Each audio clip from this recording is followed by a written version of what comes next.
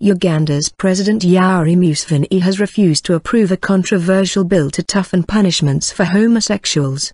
He has written to the parliamentary speaker criticizing her for passing it in December without a quorum. Homosexuals were abnormal or were so for mercenary reasons and could be rescued. A local paper quotes his letter as saying the bill includes life imprisonment for homosexual acts and also makes it a crime not to report gay people. The promotion of homosexuality, even talking about it without condemning the lifestyle, would also be punishable by a prison term.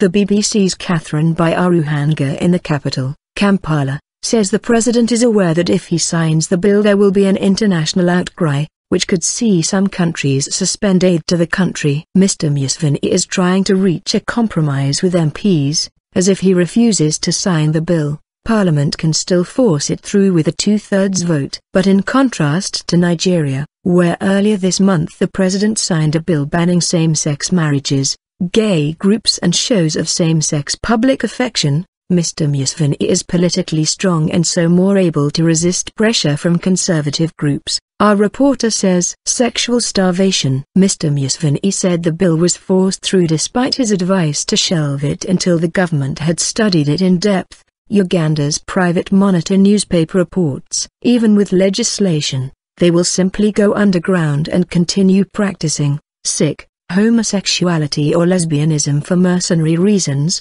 he is quoted as saying. The president's 8-page letter to Speaker Rebecca Kadaga said they could be rescued by improving the economy.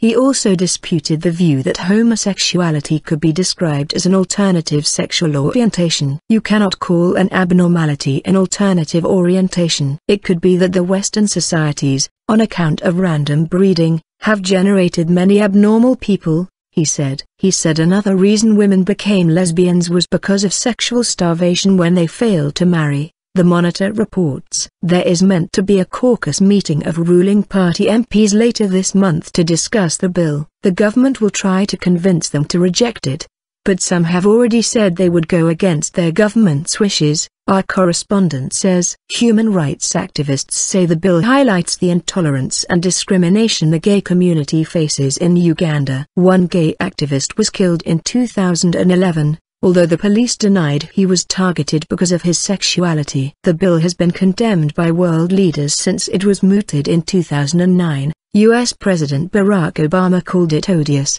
The private member's bill originally proposed the death penalty for some offenses, such as if a minor was involved or the perpetrator was HIV positive, but this clause has been dropped.